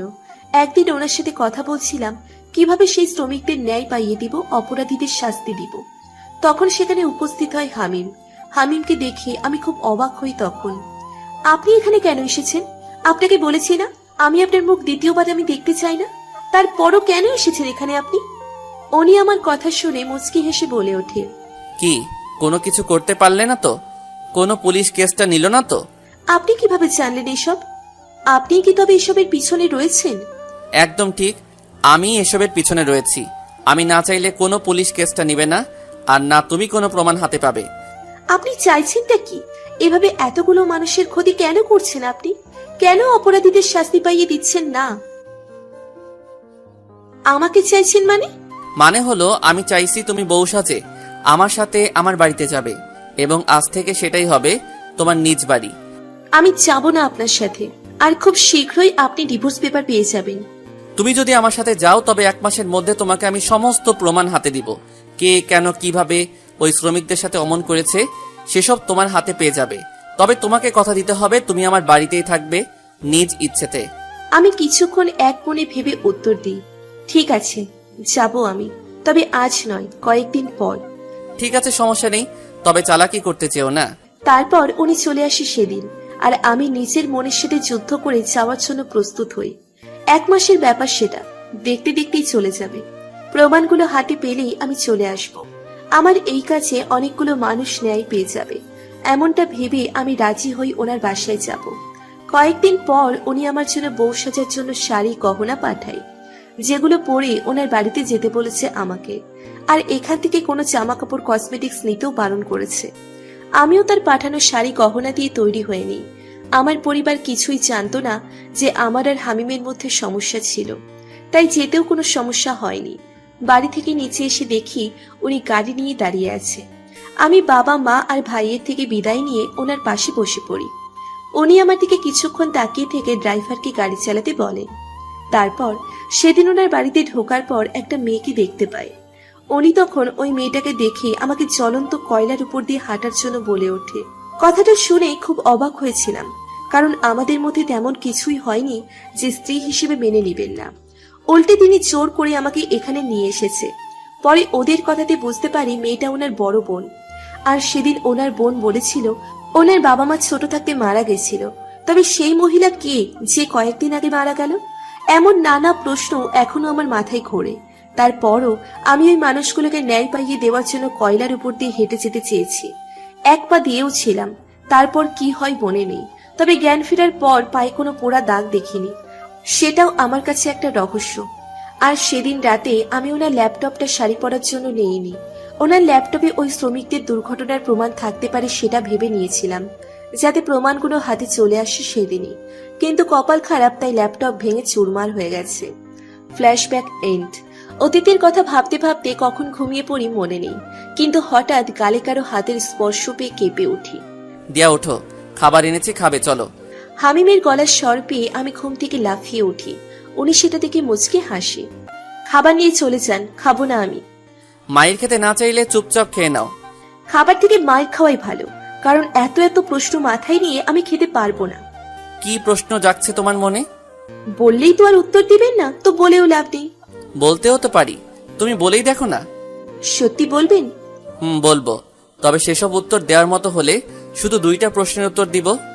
উত্তর দেওয়ার মতোই, আর আপনার কাছেই সব উত্তর আছে।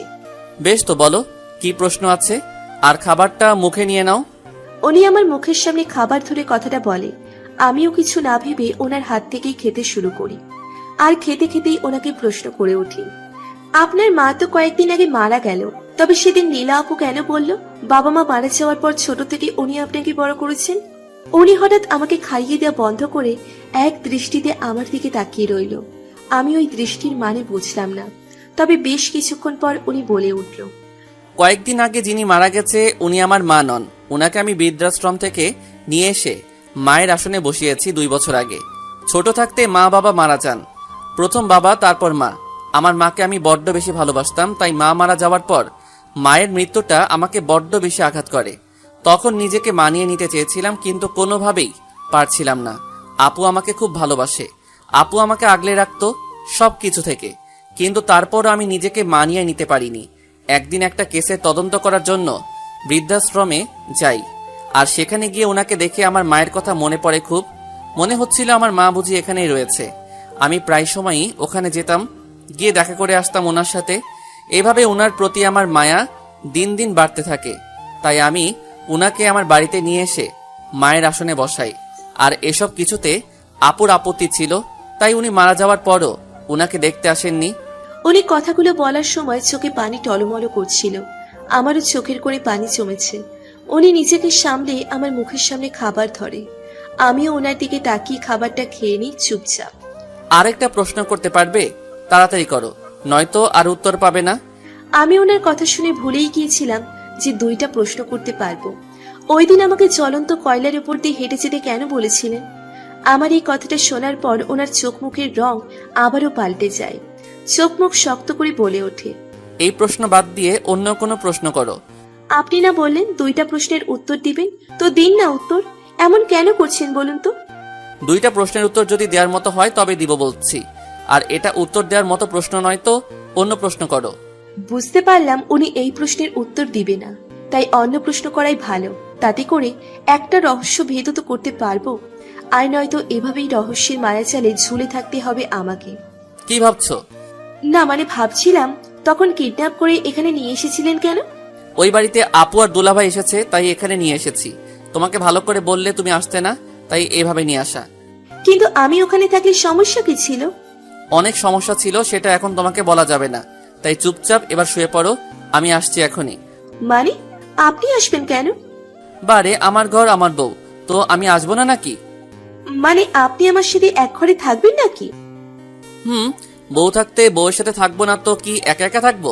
আর এতদিন বিয়ে করার পরও একা থেকেছিলাম, কারণ বউ শ্বশুর বাড়িতে ছিল।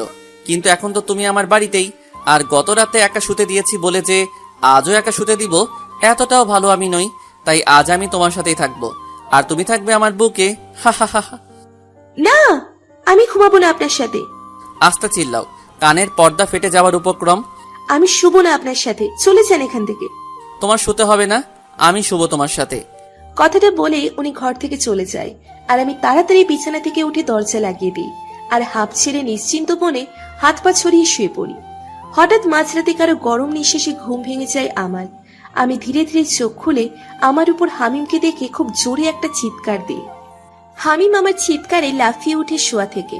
উনি ওঠার সাথে সাথে আমিও খাট থেকে নেমে নিচে দাঁড়াই। উনি ঘুম ছড়ানো কণ্ঠে বলে ওঠে, এভাবে চিৎকার কেন করলে?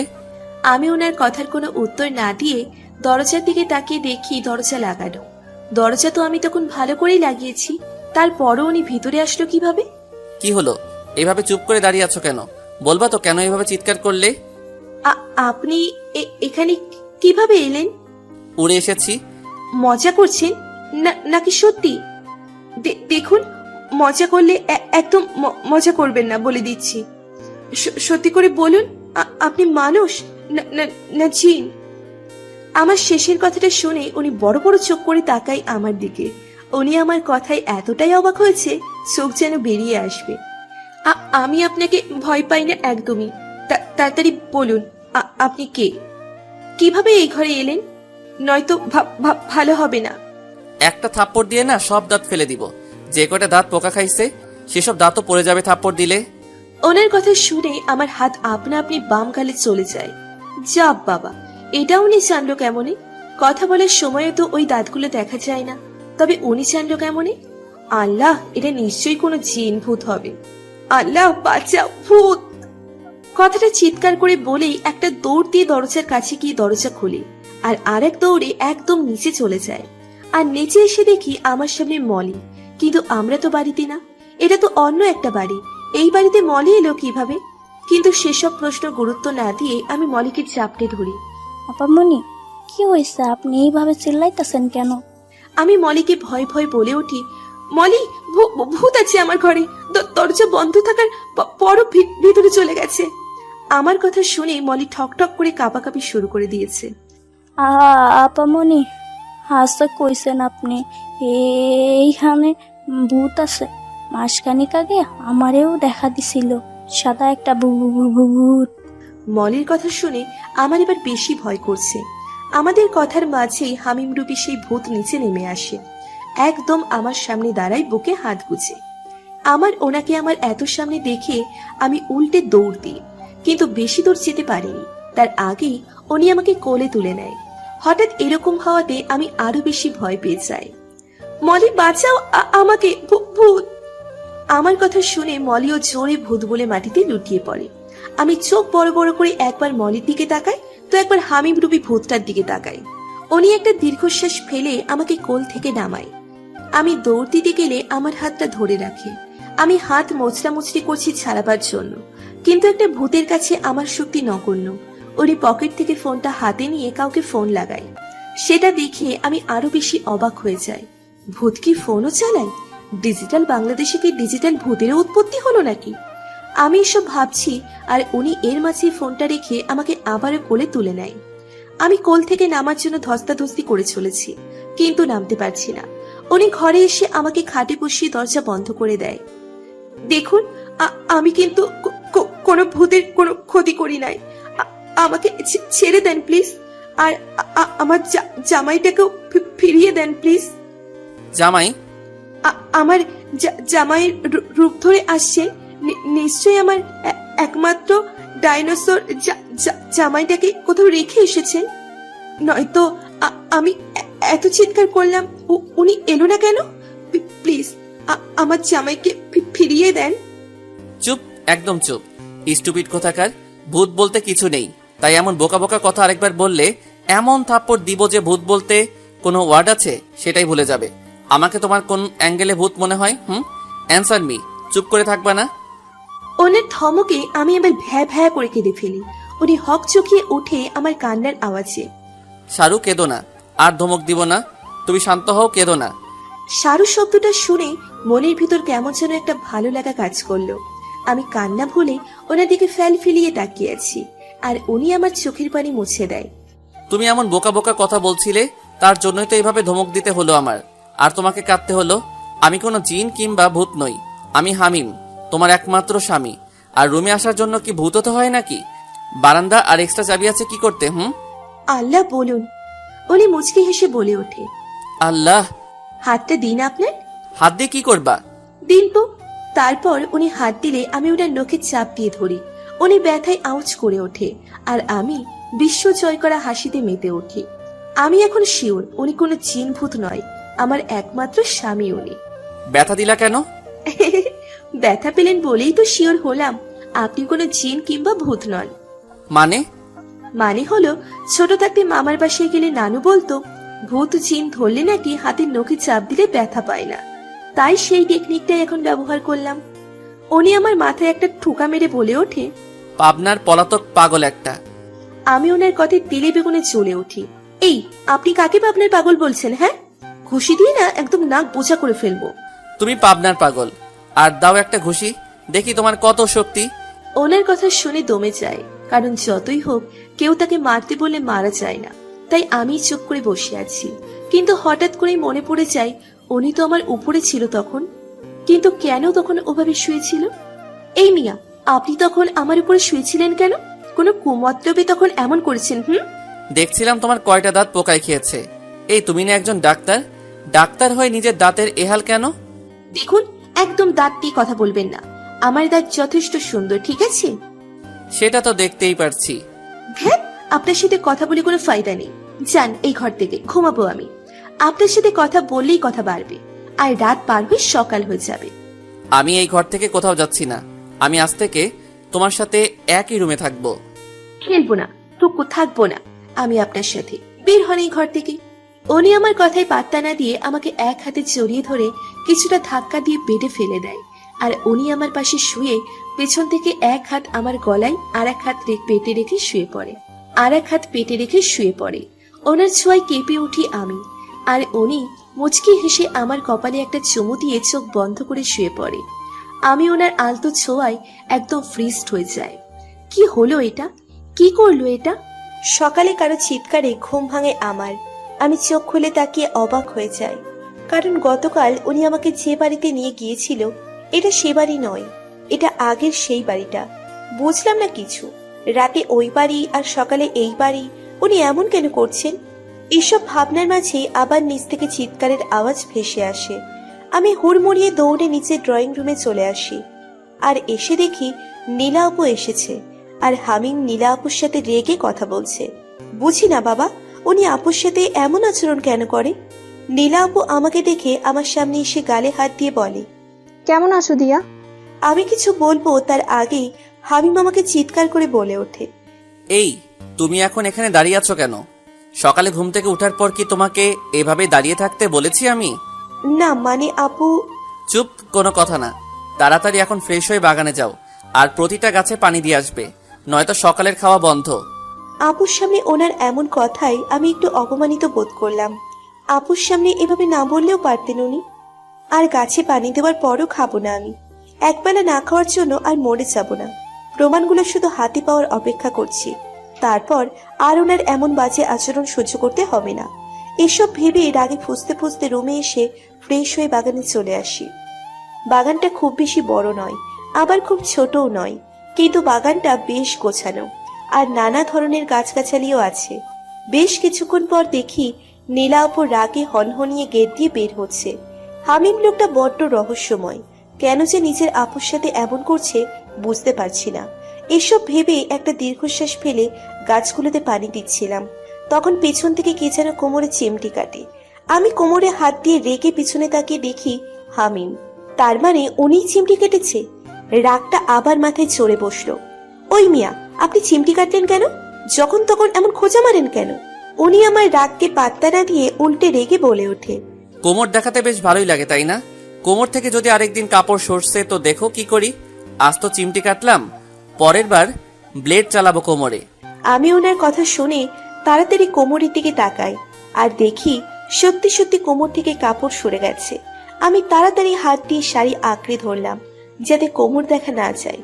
ইস, লজ্জায় মরে যেতে ইচ্ছে করছে। ওনার সামনে কোমরের কাপড় সরে গেছিল। হয়েছে, এখন এত লজ্জা পেতে হবে না, গাছে পানি দাও। কথাটা বলেই উনি আমার পিছনে দোলনায় বসে পড়লেন। আমি কোনো মতন শাড়িটা ঠিক করে গাছে পানি দেওয়ায় মনোযোগ দিলাম, কিন্তু কেমন আনইজি ফিল হচ্ছে। উনি কিভাবে আমার দিকে তাকিয়ে আছে? এইভাবে কেউ তাকিয়ে থাকলে কি কাজ করা যায় নাকি? এই, আপনি এখান থেকে যান তো, তখন থেকে চোখ দিয়ে গিলে খাচ্ছেন। উনি ভ্রু কুঁচকে তাকালেন আমার দিকে, যেন উনি বুঝতেই পারেননি আমি কি বলেছি। চোখ দিয়ে আবার গিলে খায় কিভাবে? মুখ দিয়ে খাওয়া যায় জানি, কিন্তু চোখ দিয়ে কিভাবে খায়? আল্লাহ, দড়ি ফালাও, এই ডাইনোসরটাকে উঠিয়ে দিই। শালা বজ্জাত, পচা কুমড়ো, ইচ্ছে করতেছে কিক মাইরা উগান্ডা পাঠাইতে। চোখ দিয়ে গিলে খাই কেমন জানে না, ঢং কত। এখনো ছোট বাবু রয়েছে তিনি। রাগের মাথায় কথাগুলো ওনার সামনে বলে ফেলি। কথাগুলো বলার পর ওনার দিকে তাকিয়ে দেখি উনি আমার ঠিক পেছনে পকেটে হাত দিয়ে দাঁড়িয়ে আছে। আর কিছু বলার আছে? আমি মাথা ঝাঁকিয়ে না বুঝিয়ে সাথে সাথে উল্টে ঘুরে দৌড় লাগাই, আর পেছনে তাকিয়ে দেখি উনিও আমার পেছন পেছন দৌড়চ্ছে। এটা দেখে ভয়ে আমার অন্তরাত্মা কেঁপে উঠল। আমি দৌড়ের স্পিড আরো বাড়িয়ে দিই, আর একটা সময় আমার পায়ে কিছু লাগলে আমি মাটিতে হঠাৎ করে বসে পড়ি। তাকিয়ে দেখি পায়ে কাটা ফুটেছে, কিন্তু রক্ত পড়ছে না। তারপরও পায়ে খুব ব্যথা করছে। আমি কাঁটাটা টান দিয়ে উঠিয়ে ফেলি, সাথে সাথে রক্ত পড়া শুরু হয়, আর ব্যথায় চোখ দিয়ে এক ফোঁটা জল গড়িয়ে পড়ে। আমি চোখের পানিটা মুছে দেখি হামিম আমার সামনে দাঁড়িয়ে আছে। উনি আমার সামনে হাঁটু গেড়ে বসে পায়ে হাত দিতে গিয়েও কিছু একটা ভেবে থেমে যায়, আর কিছু না বলে আমাকে ওখানে রেখেই বাড়িতে ভেতরে চলে আসে। ওনার এমন কাজে কেন যেন খুব খারাপ লাগছে। তারপরও আমি এটা নিয়ে বেশি না ভেবে উঠে দাঁড়াই আর স্বাভাবিকভাবেই হেঁটে চলেছি। পায়ে যে কাটা ফুটেছে তার বিন্দুমাত্র প্রভাব আমার উপরে পড়েনি এমন ভাব করে রুমে এসে একটা শাড়ি নিয়ে ওয়াশরুমে গিয়ে শাওয়ার নিয়ে রেডি হয়ে হসপিটালে যাওয়ার জন্য বেরিয়ে পড়ি। এতটা সময়ে ওনাকে কোথাও দেখতে পাইনি, এতে খারাপ লাগলেও পাত্তা দিলাম না। হসপিটালে পৌঁছানোর পরপরই একটা কল আসে, একটা পেশেন্ট দেখার জন্য তার বাড়িতে যেতে হবে। সে নাকি খুবই অসুস্থ, তাই হসপিটাল থেকে বেরিয়ে পড়ি রোগী দেখার জন্য। পেশেন্টের বাড়ির ঠিকানা অনুযায়ী একটা ফ্ল্যাটের সামনে আসি আর কলিং বেল বাজাই। কিছুক্ষণের মধ্যেই একটা মহিলা দরজা খুলে দিয়ে আমাকে ভেতরে নিয়ে যায়, কিন্তু সেখানে গিয়ে আমি খুব বেশি অবাক হয়ে যাই, কারণ হামিম রয়েছে এখানে। আমি ভ্রু কুচকে তাকালে উনিও ভ্রু কুচকায়। আমি পেছন ফিরে সেই মহিলাকে কিছু জিজ্ঞেস করব, কিন্তু দেখি সেই মহিলা নেই আর ঘরের দরজাটাও বন্ধ। এসব কি হচ্ছে বুঝতে পারছি না আমি। আপনি এখানে কেন? আর পেশেন্ট কোথায়? আমারও একই প্রশ্ন, তুমি এখানে কেন? আর কোন পেশেন্টের কথা বলছো? আমাকে তো ফোন করা হয়েছিল কে নাকি খুব অসুস্থ দেখতে যেতে, আর বাড়ির ঠিকানা দিয়ে দেয়। ভুল ঠিকানায় আসেনি তো? আমি এবার আমার ফোনে মেসেজ চেক করে দেখি ঠিকানা ঠিকই আছে। ঠিকানা তো ঠিকই আছে, ভুল ঠিকানায় তো আমি আসিনি। কিন্তু আপনি এখানে কেন? এমনি। এমনি মানে? কেন এসেছেন? এটা কার বাসা? আর রোগী কোথায়? বড্ড বেশি প্রশ্ন করছো তুমি। তুমি জানো না আমার যা করতে মন চাই তাই করি, আর তার কৈফিয়ত কাউকে দেই না। চুপ করে এখানে বসে থাকো, খালি বেশি কথা। ওকে, থাকুন আপনি এখানে, আমি গেলাম। কথাটা বলে বেরিয়ে আসতে নিলেই উনি হাত টেনে খাটে বসিয়ে দেয় আমাকে, আর আমার সামনে নিচে বসে আমার পা ওনার হাঁটুর উপর রাখে। আমি পা সরিয়ে নিতে চাইলে উনি সরাতে দেয় না। উনি পকেট থেকে কিছু একটা বের করে হাতে দিয়ে আমার দুই পায়ে একটা ঔষধ লাগিয়ে দেয়। পায়ে কি লাগালেন ওটা? ঔষধ? তখন পায়ে কাটা ফুটেছিল তার জন্য। এক পায়ে কাটা ফুটেছে, দুই পায়ে না। জানি, কিন্তু এটা খেয়াল নাই কোন পায়ে ফুটেছে, তাই দুই পায়ে লাগিয়ে দিলাম। এখন এমন কেয়ার করার কারণ কি? তখন তো দেখেও না দেখার ভান করে চলে আসলেন, তবে এখন এত কেয়ারিং হাজবেন্ডের রোল পালন করছেন কেন? তার কৈফিয়ত তোমাকে দিব না? কথাটা বলেই দরজায় 3টে টোকা মারেন আর কেউ দরজা খুলে দেয়। উনি বেরিয়ে যায় রুম থেকে, আর আমার মাথায় কিছু ঢুকছে না। এত রহস্যের মানুষ কিভাবে হয়? পুরোই রহস্যের গোডাউন। হসপিটাল থেকে বাড়ি ফিরে সোজা হামিমের রুমে চলে যায়। গিয়ে দেখি উনি ল্যাপটপে কাজ করছেন।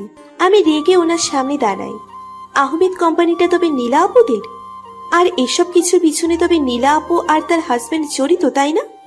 ওনার কোনো ভাবান্তর হলো না, এমন ভাব করছেন যেন এটা হওয়ারই ছিল। চুপ করে না থেকে উত্তর দিন। তোমার স্যার তো জানালোই, তো এখন আমাকে এসব প্রশ্ন কেন করছো? আপনাকে এসব প্রশ্ন করছি কারণ আমি সবটা আপনার থেকে জানতে চাইছি। তবে শুনো, যা জানো তুমি সবটাই সত্যি। এসবের পিছনে আপু আর তার হাজবেন্ড জড়িত। আহমেদ কোম্পানিটা আপুদেরই, আর কোম্পানিতে ওই বিষাক্ত গ্যাস ওরাই দিয়েছিল, যাতে করে শ্রমিকদের ওই অবস্থা হয়েছে। কেন এসব করলো ওরা? কেন এতগুলো মানুষের ক্ষতি করলো? শ্রমিকদের সাথে বেতন নিয়ে ঝামেলা হয়েছিল, তাই ওরা এমন করেছে। আর ওরা তো ওদের শাস্তিও পেয়েছে, পুলিশ ওদের গ্রেফতারও করেছে। জানি আমি, কিন্তু আপনি এসব লুকিয়েছিলেন কেন? উনি মুচকে হেসে বসা থেকে উঠে আমার সামনে দাঁড়ায়। আমি ভ্রু কুচকে ওনার থেকে কয়েক কদম পিছিয়ে যাই। আমি তো লুকাতে চাইনি, তুমি বাধ্য করেছো। আমি বাধ্য করেছি মানে? তুমি তো সেদিন আমার ফোনে বলা কয়েকটা কথা শুনে ভুল বুঝে প্রতিবাদী হয়ে উঠলে, তাই আমাকে তোমার থেকে অনেক কিছু লুকাতে হয়েছে। এমন হেয়ালি না করে সোজাসুজি উত্তর দিন। সেদিন ফোনে আমি অন্য একটা কেস নিয়ে আলোচনা করছিলাম। আমার জুনিয়র অফিসার কিশোর ওই দিন একটা কাজ সেরে বাড়ি ফিরছিল, তখন দেখতে পায় একটা মেয়েকে 2টা ছেলে জোরাজোরি করে গাড়িতে তুলছে। কিশোরের বুঝতে বেশি সময় লাগেনি যে ছেলেগুলো ভালো কোনো উদ্দেশ্য নিয়ে মেয়েটাকে নিচ্ছে না। সে গিয়ে আটকায়, কিন্তু তারা উল্টো কিশোরকে মারতে আসে, আর কিশোর বাধ্য হয়ে গুলি চালায়। যেখানে একজন মারা যায় আরেকজন পালিয়ে যায়। সেটা কিশোর আমার সাথে শেয়ার করলে আমি ওকে জানাই অ্যাক্সিডেন্ট কেস বলে চালাতে, আর যা প্রমাণ আছে সব নষ্ট করে দিতে। তবে ওই দিন যে বললেন শ্রমিকদের 2 লক্ষ টাকা ক্ষতিপূরণ দিতে? উনি হাসলেন। ওটা তো আমি এমনি বলেছি। ও আচ্ছা, বুঝতে পারছি। আর কোনো প্রশ্ন আছে কি তোমার? আপু আর ভাইয়াকে যে পুলিশ ধরে নিয়ে গেল, তাতে আপনার খারাপ লাগছে না? না, খারাপ লাগছে না। তারা তাদের কর্মফল পেয়েছে। এসব বাদ দিয়ে আর কিছু জানা থাকলে বলো। না, আর কোনো প্রশ্ন নেই। আমি ফ্রেশ হয়ে আসছি। আচ্ছা। আমি একটা শাড়ি নিয়ে ওয়াশরুমে চলে এলাম। ফ্রেশ হয়ে বের হয়ে দেখি উনি খাবার নিয়ে বসে আছেন। আপনি খাবার আনতে গেলেন কেন? আমি তো নিচে গিয়ে খেতে পারতাম। এমনি নিয়ে আসলাম, বসো খাবে। বুঝি না উনি এমন কেন, এই ভালো তো এই খারাপ। আমি সোফায় গিয়ে বসলে উনি আমার সামনে খাবার ধরে। আমি অবাক চোখে ওনার দিকে তাকাই। উনি চোখ দিয়ে ইশারা করে খেতে, কিন্তু আমি এক দৃষ্টিতে ওনার দিকেই তাকিয়ে আছি। এভাবে তাকিয়ে থাকলে পেট ভরবে না।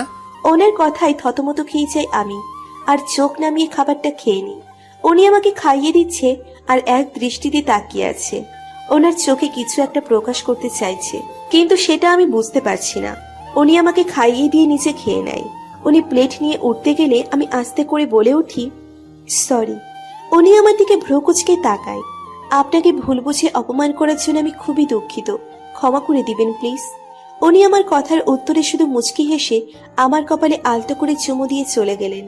আর হামিম প্লেটগুলো রান্নাঘরে রেখে বাগানে চলে আসে, আর এক মনে নিজের সাথে কথা বলে চলেছে। তোমাকে তো আমি সেই কবেই ক্ষমা করে দিয়েছি। খুব ভালোবাসি তোমাকে আমি, সেই প্রথম দেখাতেই ভালোবেসে ফেলেছিলাম। কিন্তু এতদিন আপুর জন্য তোমাকে কাছে টেনে নিতে পারিনি। তুমি যখন আমার ওই দিনের ফোনে কথা বলা শুনে ভুল বুঝো, সেই ভুলটা আমি সেদিনই ভাঙিয়ে দিতে পারতাম, কিন্তু আমার কাছে উপযুক্ত প্রমাণ ছিল না, তাই তোমার ভুলটাও ভাঙাতে পারিনি। আর সেটাই কাল হয়ে দাঁড়ায় তোমার। আপু যখন জানতে পারে তুমি ওদের বিরুদ্ধে প্রমাণ কালেক্ট করতে চাও, তখন থেকে তোমার ক্ষতি করার চেষ্টা করে চলেছে। তাই তোমাকে প্রমাণ দেওয়ার নাম করে আমার কাছে নিয়ে আসি। এখানে আপু তোমার ক্ষতি করতে পারবে না। তারপরও আপু আর দুলাভাই এখানে এসেছিল, কিন্তু আমি তোমাকে ওদের থেকে দূরে রেখেছি। হয়তো খুব খারাপ আচরণ করেছি, কিন্তু তার পিছনেও কারণ আছে। আমি যদি তোমার সাথে ভালো আচরণ করতাম ওদের সামনে, তবে আপু তোমাকে আমার দুর্বলতা বানিয়ে আমাকে থামিয়ে দিত আমার দায়িত্ব থেকে। এমনটা আপু করতে চেয়েছিল যাতে আমি কেসটা অ্যাক্সিডেন্ট কেস বলে চালাই, কিন্তু আপু পারিনি সেটা করতে। আমার রাগের কাছে হার মেনেছিল তখন। আর তুমি আসার পর তোমাকে আমার দুর্বলতা দেখালে আপু সেটা ব্যবহার করতো, যা আমি চাইনি, তাই এসব করা। কিন্তু শেষ হাসিটা আমি হাসলাম। আমি তোমাকে সেফ রাখতে পেরেছি, এটাই আমার কাছে অনেক বেশি। আপু আর দুলাভাইয়ের থেকে এখন তোমার কোনো বিপদ নেই, তাই ওদের থেকে দূরে রাখার জন্য তোমার সাথে আর খারাপ আচরণ করতে হবে না আমাকে। এখন থেকে শুধু ভালোবাসবো, বলবো তোমাকে ভালোবাসি। কাল থেকে এক নতুন জীবন শুরু করব আমরা। হামিম কথাগুলো বলার সময় চোখ দিয়ে কয়েক ফোঁটা জল গড়িয়ে গড়িয়ে পড়ে। হামিম চোখটা মুছে নিজেকে স্বাভাবিক করে রুমে চলে আসে। রুমে এসে দেখে আদিয়া রুমে নেই। হামিম এবার ব্যালকনিতে যায়, আর গিয়ে দেখে আদিয়া কারোর সাথে কথা বলছে ফোনে। কিন্তু হামিম তোকে ফোন কিনে দেয়নি। তবে তবে কি সে নিজেই কিনেছে? হামিম আদিয়ার থেকে ফোনটা কেড়ে নেয়। আরে ফোনটা নিলেন কেন? দেখছিলেন তো কথা বলছি, দিন ফোনটা। এই ফোন কোথায় পেলে? কুড়িয়ে পাইছি। মজা করো না, সত্যি বলো। আপনি এমন ভাবে বলছেন যেন আমার কাছে ফোন কেনার টাকা নেই। এবার ফোন দিন আমার। দিব না, এটা আমার কাছেই থাকবে। কথাটা বলেই উনি ফোন নিয়ে চলে যাচ্ছিল। তখনই আমি দৌড়ে ওনার সামনে যাই। উনি দাঁড়িয়ে যায়, ভ্রু কুঁচকে তাকাই আমার দিকে। আমি মুচকি হেসে ওনার কাঁধে দুই হাত রাখি। উনি খুব অবাক হয়ে যায়। আমি আস্তে করে মাথাটা ওনার দিকে এগিয়ে দিই। উনিও কাছে আসার জন্য এগিয়ে আসলে আমি টুপ করে ফোনটা নিয়ে নিই, আর উনি বোকা বনে যায়। আমি খিলখিলিয়ে হেসে উঠি। এবার উনি এক ঝটকায় আমার কোমর ধরে টান দিয়ে বিছানায় ফেলে দেয়, আর চাপড়ে ধরে গলায় মুখ গুজে নেয়। প্লিজ ছাড়ুন, আমার অস্বস্তি লাগছে। লাগুক, আজ এভাবে ঘুমাবে, একদম নড়বে না। বেশ কিছুক্ষণ ছোটার পরও যখন ছুটতে পারলাম না, তখন হাল ছেড়ে ঘুমিয়ে পড়লাম। ঘুমের মাঝে কেমন যেন শূন্যতা অনুভব হলো হামিমের। হামিম ধরপড়িয়ে চোখ খুলে বিছানার দিকে তাকায়, আর দেখে আদিয়া বিছানায় নেই। জানালা দিয়ে বাইরে তাকিয়ে দেখে সকাল হয়ে গেছে। হামিম ভাবলো আদিয়া হয়তো বাগানে গেছে, গাছে পানি দিচ্ছে। তাই হামিম ওয়াশরুমে গিয়ে ফ্রেশ হয়ে নেয়। ফ্রেশ হয়ে বাগানে চলে আসে, কিন্তু সেখানেও আদিয়া নেই। এবার হামিমের ভয় হচ্ছে। হামিম দৌড়ে বাড়িতে আসে, সারা বাড়ি খুঁজে বেড়ায়, কিন্তু কোথাও আদিয়াকে পায় না। তার মানে কি আদিয়া চলে গেছে তাকে ছেড়ে? কথাটা মাথায় আসতেই হামিমের বুকটা ফেটে ফেটে যাচ্ছে। হামিম অনেক খুঁজেও যখন আদিয়াকে পায় না, তখন হামিম তার ঘরে চলে আসে। এসে আলমারি চেক করে দেখে আদিয়ার জামা কাপড় সব আছে কিনা। হামিম খুলে দেখে সবই ঠিক আছে। তবে আদিয়া গেল কোথায়? হামিম এবার হসপিটাল আর আদিয়ার বাবার বাড়িতে ফোন করে, কিন্তু আদিয়া সেখানেও নেই। হামিম এবার পুরোপুরি ভেঙে পড়ে। হামিম খাটে বসে পড়ে মাথা নিচু করে। আজ থেকে নতুন জীবন শুরু করব ভেবেছিলাম, কিন্তু এভাবে যে সব শেষ হয়ে যাবে ভাবিনি। ভোরের শিশিরের মতোই কি হারিয়ে গেলে? কোথায় চলে গেলে আমাকে ছেড়ে? বড্ড একা একা লাগছে। হামিমের চোখগুলো টলমল করছে পানিতে, যে কোনো সময় ঝরে পড়বে গাল বেয়ে। আরে আপনি উঠে গেছেন দেখছি, বসুন, আমি আপনার জন্য কফি নিয়ে আসছি। হামিম আদিয়ার গলার আওয়াজ পেয়ে মাথা তুলে তাকায়। আদিয়া রুমের বাইরে যাওয়ার জন্য পা বাড়ালেই হামিম ঝড়ের গতিতে আদিয়ার কাছে চলে যায় আর আদিয়াকে পেছন থেকে শক্ত করে চাপটে ধরে। আদিয়া এমন কিছুর জন্য একদমই প্রস্তুত ছিল না। কি করছেন? ছাড়ুন আমায়। আমার কথা মনে হয় ওনার কানে যায়নি, তাই আবারও একই কথা বললাম। তাতেও ওনার কোনো সাড়া নেই। এভাবে বেশ কিছুক্ষণ থাকার পর উনি হঠাৎ করে ওনার দিকে ঘুরিয়ে গালে শক্ত করে হাত রাখে। এত শক্ত করে গাল চেপে ধরেছে যে মনে হচ্ছে দাঁত খুলেই পড়ে যাবে। আমি এবার ওনার চোখের দিকে তাকাই। ওনার চোখ দেখেই মনে হচ্ছে খুব রেগে আছে। কোথায় চলে গেছিলে? ওনার চাহনিতেই তো আমার ভয় করছে। আর এখন যদি বলি কোথায় গেছি, তবে তো সারপ্রাইজ দেওয়াই হবে না। আর যদি না বলি তবে তো কাছে চিবিয়ে খাবে যা মনে হচ্ছে। আল্লাহ, আমার গালগুলো শেষ। বলো কোথায় গিয়েছিলে? লাগছে আমার, প্লিজ ছাড়ুন, বলছি আমি। উনি আমার গাল ছেড়ে দেয়। আমি যেন হাঁপ ছেড়ে বাঁচলাম। এবার বলো কোথায় আর কেন গেছিলে? কি বলবো এখন? সকাল সকাল কি মিথ্যে কথা বলবো? একটা কাজ ছিল, তাই একটু বাহিরে গিয়েছিলাম। আমার কথা শুনে ওনার ভ্রু কুঁচকে আসে। এত সকাল সকাল কি কাজ ছিল তোমার যে আমাকে না বলে বাইরে গিয়েছিলে? ওনার ধমকে আমি কেঁপে উঠি। ব্যাটা ডাইনোসর খালি ধমকাইবে। জীবনটা আমার এই ডাইনোসরের ধমকানিতেই যাইবো। এখন বলবো না, কাল বলবো। তোমাকে এখনই বলতে হবে কোথায় আর কেন গেছো। আমি এখন বলবো না, কাল বলবো তো। কালকের জন্য একটু অপেক্ষা করুন প্লিজ। ওকে। কথাটা বলেই উনি ঘর থেকে বেরিয়ে যায় আর আমি খুশি মনে ওয়াশরুমে চলে যাই একটা শাড়ি নিয়ে। আমি মলির সাথে একটু বাজারে গিয়েছিলাম। বাজারে গিয়ে কিছু জিনিস নিয়ে এসেছি, যেসব কাল সকালে লাগবে ওনাকে সারপ্রাইজ দেওয়ার জন্য। অতঃপর দুজন দুজনের কাজে চলে যায়। দিন শেষে রাতে দুজন বাসায় ফিরে ফ্রেশ হয়ে খেয়ে শুয়ে পড়ি। শোয়ার সময় উনি পেছন থেকে জড়িয়ে ধরে আমাকে। এভাবে জড়িয়ে ধরে ঘুমালে কাজটা করব কিভাবে? কথাটা ভেবেই ওনাকে বলে উঠি, এই যে শুনুন। কি হয়েছে? এভাবে জড়িয়ে ধরে ঘুমালে আমি রাতে নড়তে পারি না, তাই প্লিজ একটু হাতটা সরান। এত নড়াচড়া করতে হবে না, আজ আর তোমাকে ছাড়ছি না। আজ সকালে যে খেলা দেখাইছো তারপর তো আরো ছাড়বো না। চুপচাপ ঘুমাও, নয়তো মাইর খাবে। তারপর আর কি, ওভাবে ধরেই উনি ঘুমিয়ে পড়ে। কিন্তু আমার ঘুমালে চলবে না, তাই ওনার ঘুমানোর পর খুব সহজে ওনার থেকে নিজেকে ছাড়িয়ে উঠে যায়। ভাগ্য ভালো ঘুমের ঔষধ খাইয়েছিলাম, নয়তো এখন উঠতেই পারতাম না। এবার তাড়াতাড়ি গিয়ে কাজটা সারতে হবে। কথাটা বলেই রুম থেকে বেরিয়ে আসলাম আমি। ভোর 5টা বাজে।